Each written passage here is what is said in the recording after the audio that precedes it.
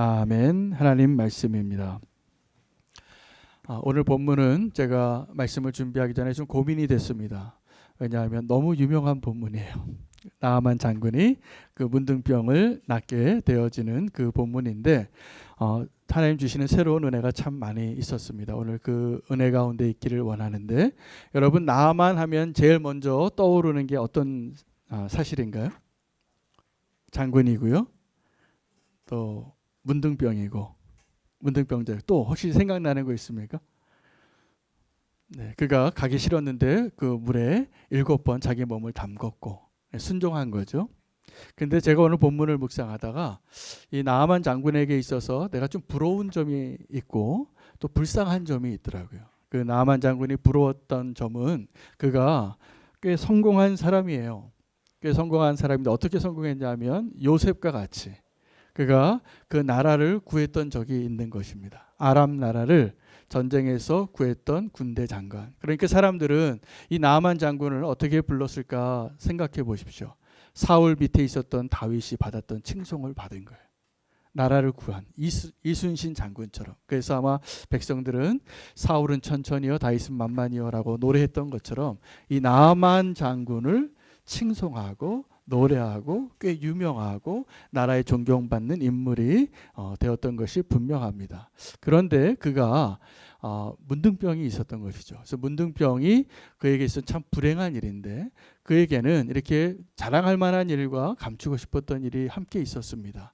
오늘 제가 새롭게 좀 말씀드리고 싶은 것은 나아만이 성경에 나오는 인물 가운데 아주 특별한 인물로 하나님이 택한 사람이라는 겁니다. 거의 어느 수준이냐면 아브라함 수준이에요. 왜냐하면 예수님께서 이 사람 이름을 이야기해요. 예수님께서. 그래서 이 나아만은 아주 특별한 인생인데 그가 특별한 인생을 오늘 본문에서도 1절부터 발견하는 사실이 하나 있습니다. 무엇이냐면 나아만이 이전에 그 나라를 구했는데 그게 그가 한 일이 아니라는 사실이에요. 오늘 1절 말씀을 한번 보시기를 바랍니다. 1절 한번 같이 읽을까요? 시작. 아람 왕의 군대 장관 나아만은 그의 주인 앞에서 크고 존귀한 자니 이는 여호와께서 전에 그에게 아람을 구원하게 하셨음이라. 그는 큰 용사나 나병 자라.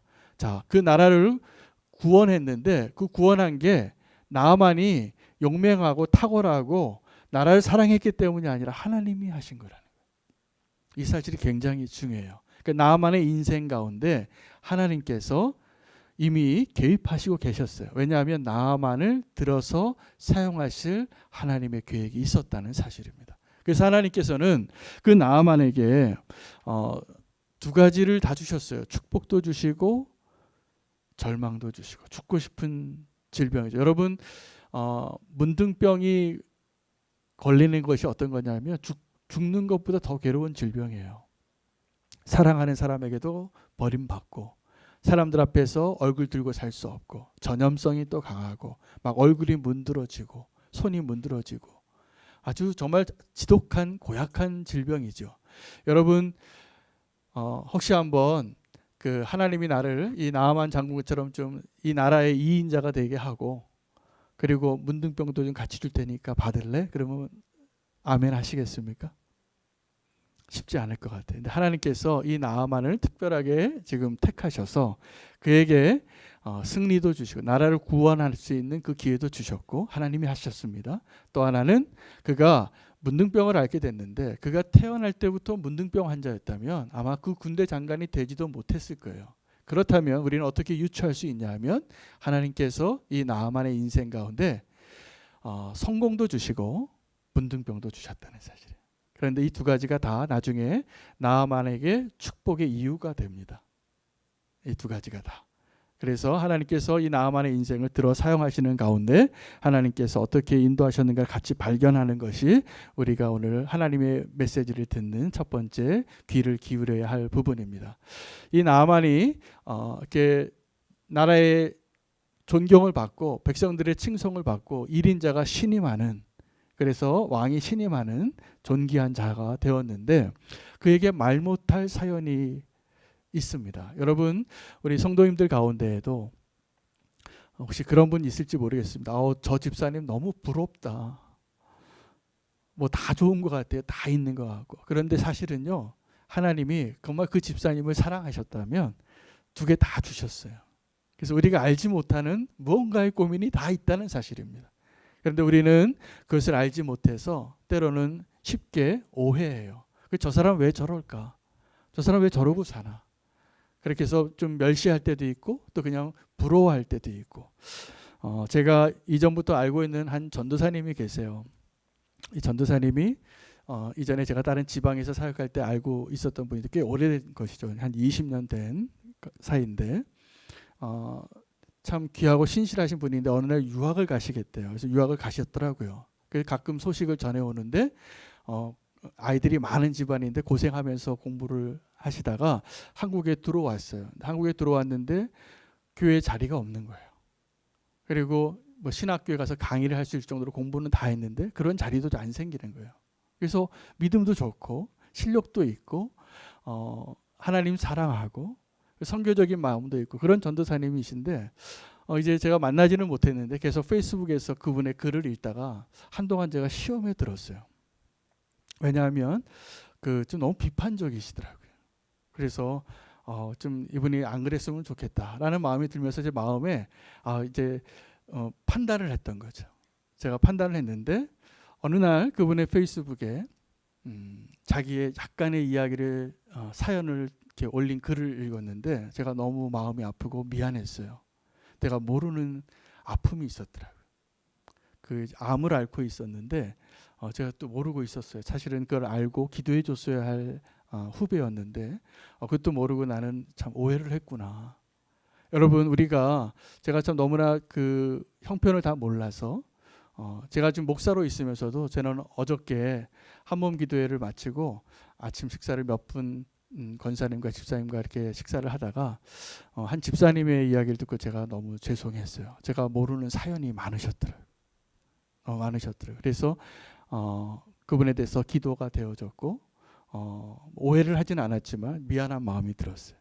여러분 우리가 어떤 사람에 대해서 서로도 잘 모르는 부분이 많은데 잘 알지 못하고 오해할 때가 많습니다. 근데 이 나아만 장군도 우리가 잘 알지 못하면 나아만의 인생 가운데 하나님이 어떻게 일하셨는지 잘 몰라서 또 오해할 때가 있는데 오늘 나아만이 우리의 오해를 어떻게 풀어가고 있는가 한번 발견했으면 좋겠습니다.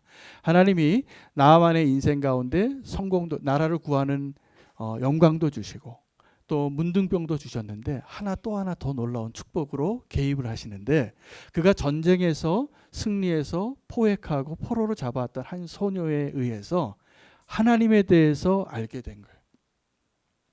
어떻게 되냐 하면 그 소녀가 이렇게 얘기하는 거예요. 그 아내의 종이었는데 이스라엘에서 포로로 잡아온 한 소녀였습니다.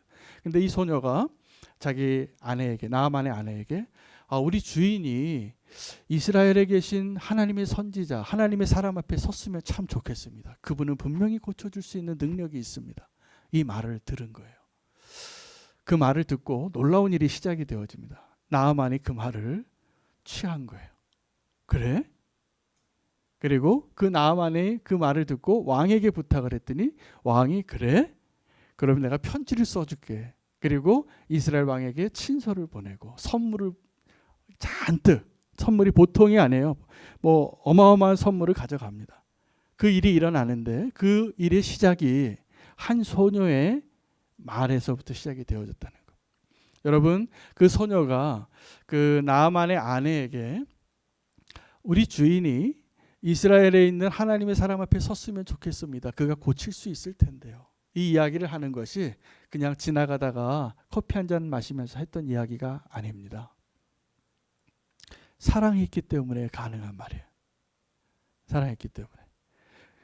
그리고 하나님께서 그 소녀의 말을 들어서 사용하시는 거예요. 그 나아만 장군을 향한 사랑, 그리고 하나님을 향한 사랑, 하나님이 살아계시고 하나님의 사람에 대한 그 능력을 믿는 믿음이 그 소녀에게 있었기 때문에 그 소녀의 작은 말 한마디에서, 물론 그냥 말한 게 아니라 목숨 걸고 한 말이에요. 그 말이 보통 말이 아니에요. 근데 그 말을 이 나아만이 그 소녀의 말을 받아들였던 이유는 그의 말이 진정한 말이었기 때문이에요.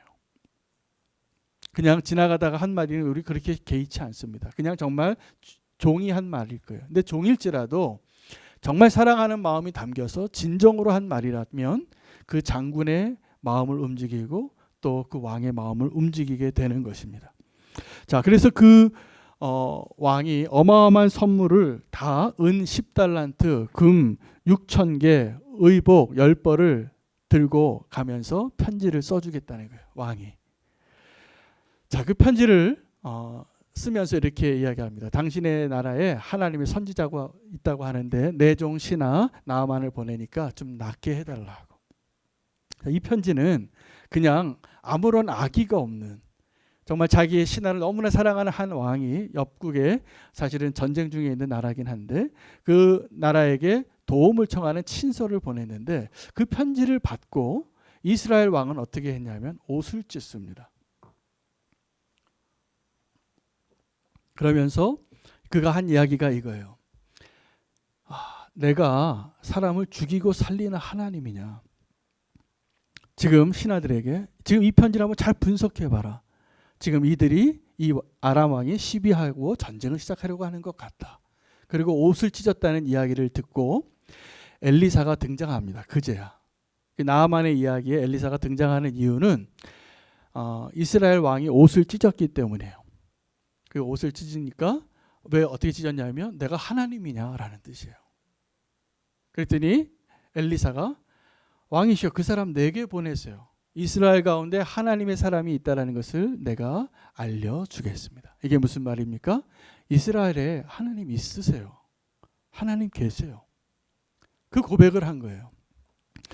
여러분 제가 이전에 한 우스갯소리를 들은 적이 있어요. 어떤 상가에 교회하고 유흥업소가 같이 있었는데 유흥업소에 불이 났대요. 그래서 홀라당 다 탔는데 어떤 사람을 통해서 그 유흥업소 사장님의 하소연이 이 목사님 귀에 들린 거예요. 그리고 유흥업소 사장님이 이렇게 얘기를 하더랍니다. 이 교회에서 기도를 이 유흥업소가 없어지게 해달라고 너무 기도해가지고 우리가 불이 났다고. 그러니까 이 목사님이 뭐라고 얘기했냐면 무슨 소리냐고 기도한다고 정말 불이 나냐고.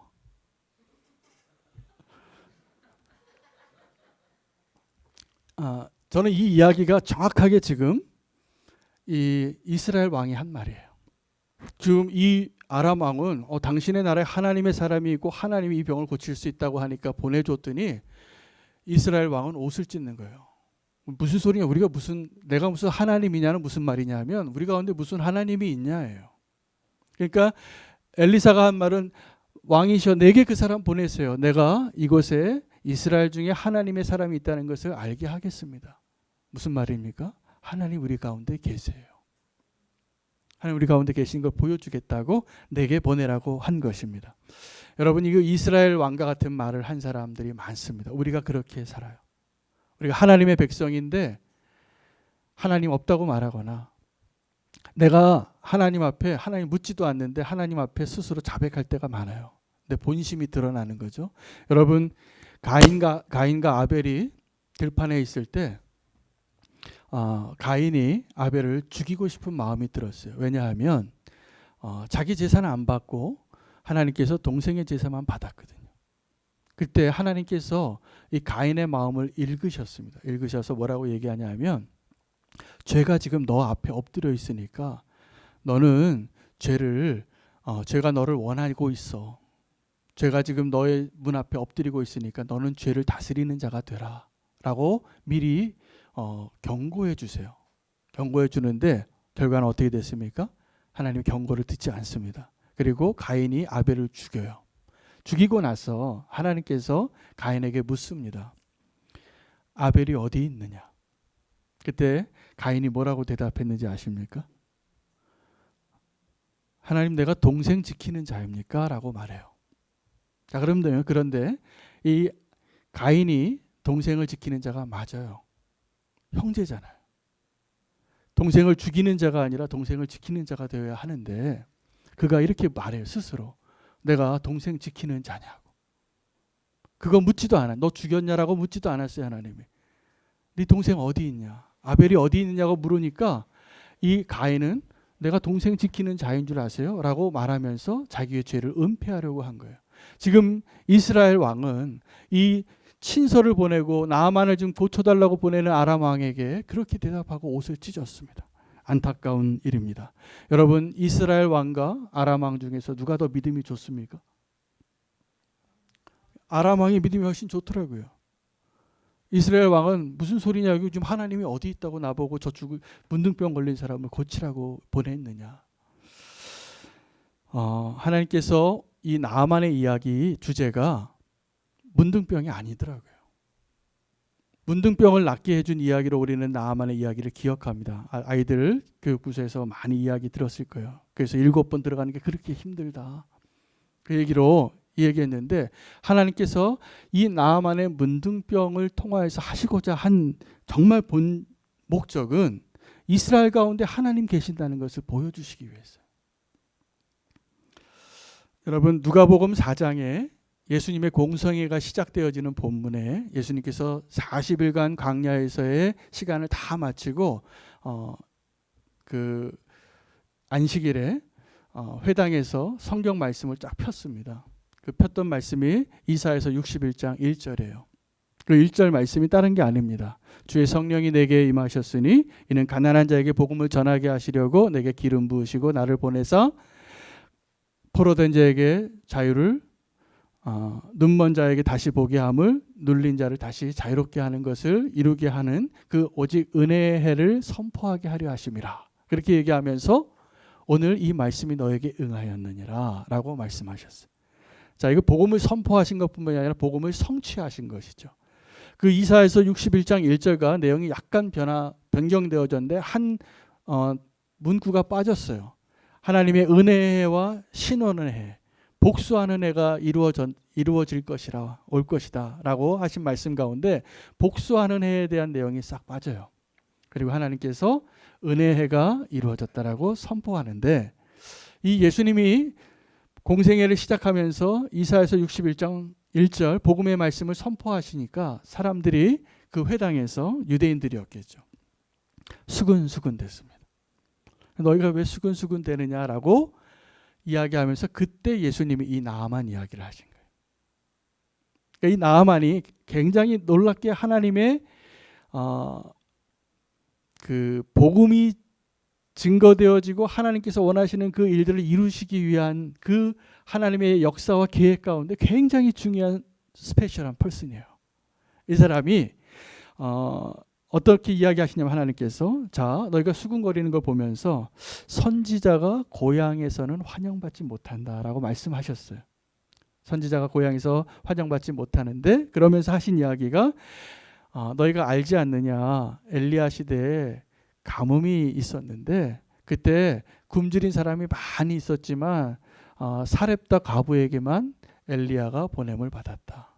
엘리사 시대에 문둥병자가 많이 있었지만 저 수리아 사람 나아만에게만 보냄을 받았다라고 이야기하세요. 여러분, 이게 무슨 이야기냐 하면, 하나님께서 이 복음을 전하는 일들을 하는데 지금 그 복음을 들어야 할 자가 듣지 못해서 이방인에게 복음이 전해지고 있다라는 이야기를 하신 거예요. 이방인에게. 그래서 오늘 동일하게 이 본문 가운데서 우리는 두 가지 메시지를 발견해야 됩니다. 나아만에게 전파되어진 복음이 있고, 그 이스라엘 여종이 한 겁니다. 나아만이 우리에게 전해주는 복음의 메시지가 있어요. 뭐냐면 우리 가운데 하나님이 함께하고 계시다는 사실이에요. 근데 이스라엘 왕이 그걸 몰라요. 그리고 옷을 찢는 거예요. 오늘 그 나아만의 메시지는 다른 것이 아니라 너희 안에 하나님이 함께 계시는 것을 믿음으로 알라라는 거예요. 믿음이 없어진 거예요. 그런데 이 나아만에게도 믿음의 위기가 있었습니다. 자, 나아만이 이스라엘에 건너와서 엘리사가 어디 있냐고 엘리사의 집에까지 그 군대들과 함께 찾아옵니다. 문 앞에 서서 내가 왔습니다. 선물 잔뜩 들고 환영할 줄 알았어요. 그런데 엘리사가 얼굴도 안 비치고 자기 종 하나 보내서 가서 요단강에 가서 7번 씻으라고 하시네요. 그리고 돌려보낸 거예요. 자, 그 이야기를 듣고 나아만은 기분이 나빴습니다. 돌아가려고 했어요. 분노했어요. 왜 그랬을까요?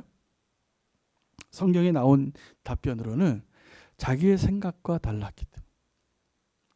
자기의 생각과 달라게. 자기의 생각에는 그가 나와서 환영하고 나를 맞이해서 여호와의 이름을 부르고 내가 문둥병이 걸린 그 환처에 만지지는 않을지라도 그 위에 좀 손이라도 이렇게 좀 얹어놓고 이렇게 장풍이라도 좀 이렇게 작수하고 이렇게 해서라도 낫게 해줄 줄 알았는데 얼굴 한 번 보이지 않고 가서 요단강에 씻으라 그러니까 기분이 굉장히 상한 겁니다. 우리 다메섹 강에 훨씬 낫지 않은가, 이 요단강보다 훨씬 좋은 강이 있지 않은가, 그렇게 생각하면서 돌아가려고 했습니다. 여러분, 지금 이 시기가, 이 장면이 나아만에게 있어서 믿음의 위기예요. 여러분, 이 나아만이 지금 엘리사 앞에 서 있다라는 것 자체가 대단한 거 아닙니까? 이방인이었는데 이스라엘 여종의 그 말 하나 듣고 정말 하나님이 계시다면 나를 고칠 거라고 믿은 거예요. 그래서 왕에게 얘기해서 왕에게 선물을 이렇게 받고 특사로 보냄을 받았습니다. 굉장한 믿음이에요. 여기까지 오지도 않습니다, 보통 사람들은. 그런데 정말 하나님의 역사, 자기의 문둥병이 낫는, 치유되어지는 그 기적을 경험하기 위한 마지막 관문이 뭐냐면 나의 생각이에요. 여러분, 그 나의 생각이 언제나 하나님의 은총을 가로막는 마지막 장벽이 됩니다. 그래서 오늘 이 나아만의 이야기와 함께 읽어야 할 본문이 하나 더 있는데 마가복음 7장에 나오는 수로보니게 여인의 본문이에요. 여러분, 예수님께서 그 수로보니게 여인에게 그 시돈 지방을 가다가 한 이방 여인을 만나는데 이방 여인이 자기 딸이 귀신 들린 거예요. 고쳐달라고 하는데 이 예수님은 이 여인이 자기의 딸을 믿음으로 고침 받기를 원하셨어요. 그래서 어떻게 얘기하냐면 그 예수님이 평소에 예수님의 성품과 여태까지 살아왔던 공생애의 방식대로라면 바리새인들에게는 좀 저주를 할지라도 이 불쌍하고 가난하고 이방인 여인을 절대로 차별하지 않으셨을 뿐인데 그때는 이상하게 말씀하시는 거예요. 내 딸을 좀 고쳐주세요라고 수로보니게 여인이 찾아오니까 뭐라고 얘기하셨냐면 이 상에 차려놓은 자녀의 음식을 걔한테 주지 않는다. 나는 이스라엘의 자손에게 보냄을 받은 건데 내가 이방 여자 좀 너하고 상대할 시간이 없다라고 얘기한 거예요. 이해 안 되는 대화가 오고 갑니다. 그런데 이 여인이 그 예수님의 말을 믿음으로 극복해요. 이렇게 얘기합니다. 맞습니다, 주여. 맞습니다, 주여. 그런데 개들도 그 주인상에서 애들이 흘린 건 먹잖아요. 부스러기는 좀 먹잖아요. 내게 그 부스러기 은혜라도 좀 주세요. 라고 말하니까 예수님이 그제서야 정말 진심을 보이면서 내 믿음대로 될지어다 내 딸이 나음을 받았다. 라고 하고 그때부터 정말 하나님이 그 여인에게 주시고자 하는 그 축복을 예수님이 나눴다는 그 본문이죠. 이건 실제 있었던 일인데 이거는 그 여인이 수로보니게 여인이 정말 간절함을 가지고 예수님께 나왔을 때 예수님이 그렇게 조금 배려해주고 약자를 좀 이렇게 자존심도 상하지 않게 이렇게 도와야지 정상이잖아요. 그렇게 하셨을 분이신데 그렇게 안 한 거예요, 일부러. 그래서 이 본문을 묵상하다가 이게 요 장면이 이해가 안 돼서 어떤 주석가들이 그 본문을 해석한 본문 가운데 저는 이 주석이 가장 저에게 설득이 됐어요. 뭐냐면 예수님이 그 여인에게 윙크를 했을 거라는 거예요.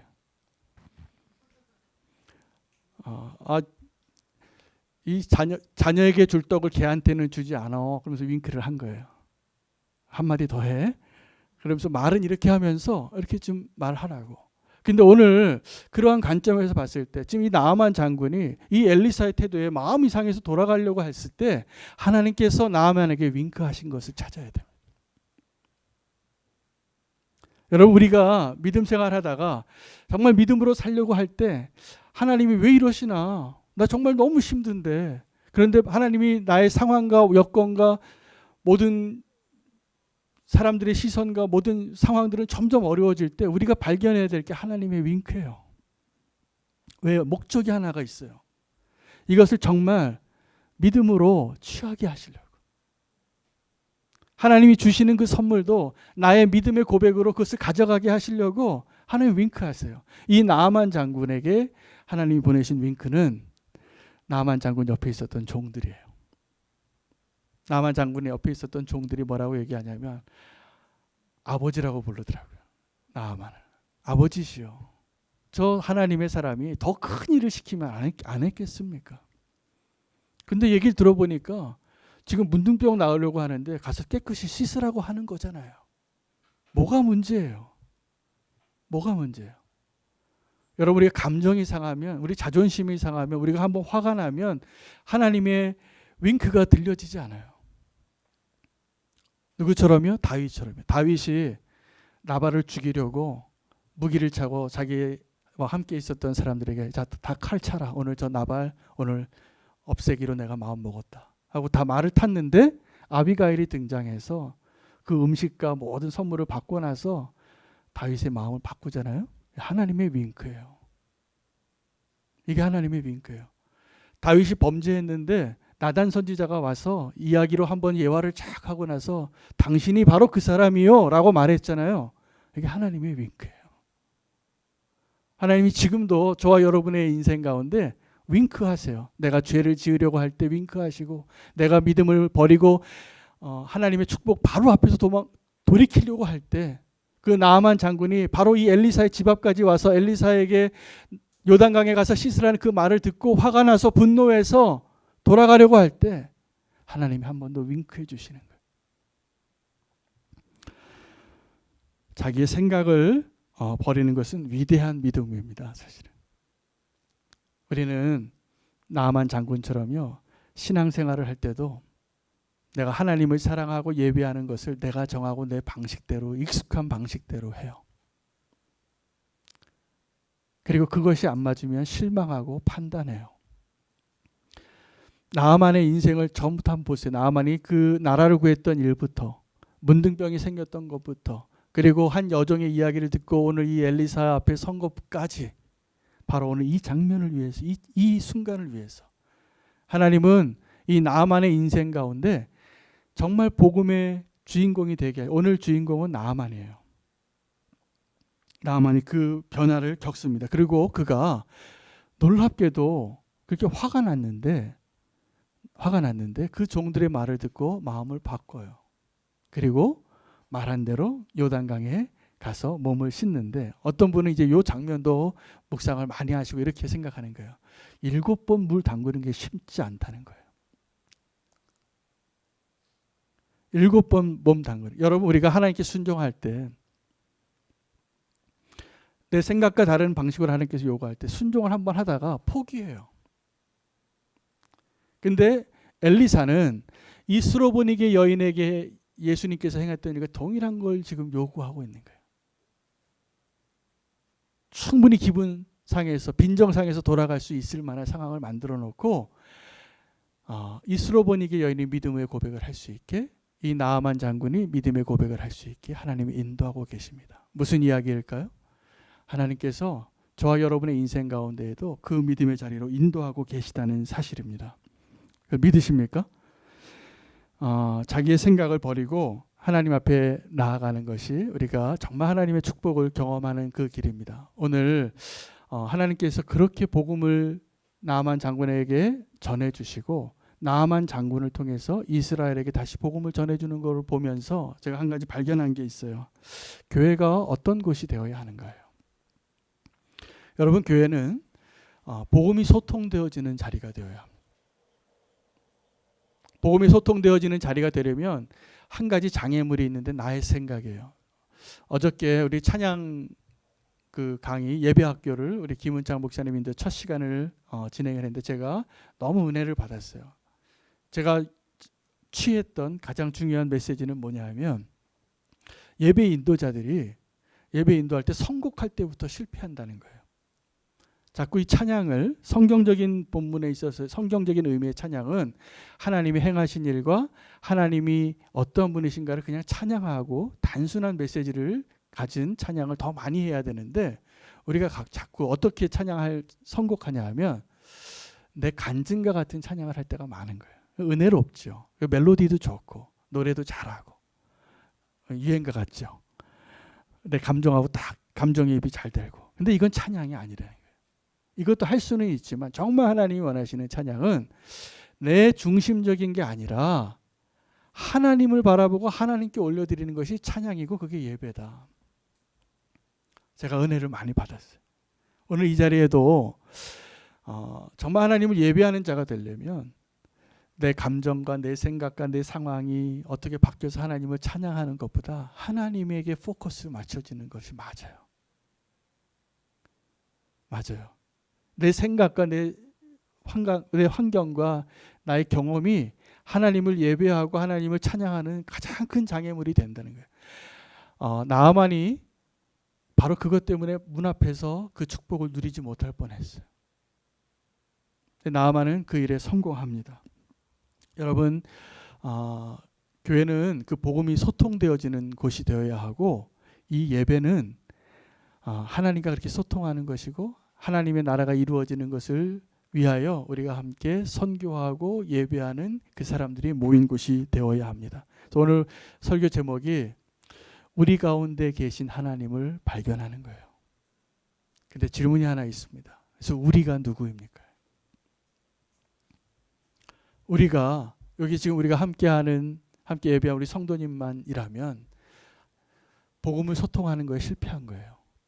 우리가 지금 누리고 행복하고 상황이 어찌 됐든 감사하고 정말 축복을 또 영광을 누리는 그러한 성도의 삶을 살 수 있는 그 복을 우리가 누리고 있다면 그 복은 오늘 이 교회 건물 밖에 있는 사람들에게도 동일한 축복이에요.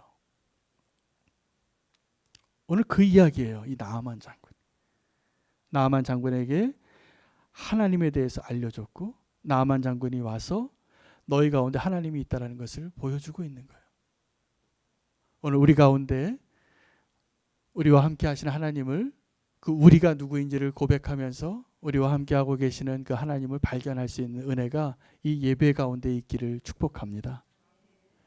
가장 큰 장애물은 나의 생각, 나의 의지, 나의 열심일 수 있습니다.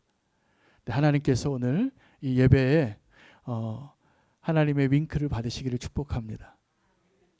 하나님의 윙크를 받으시기 바랍니다.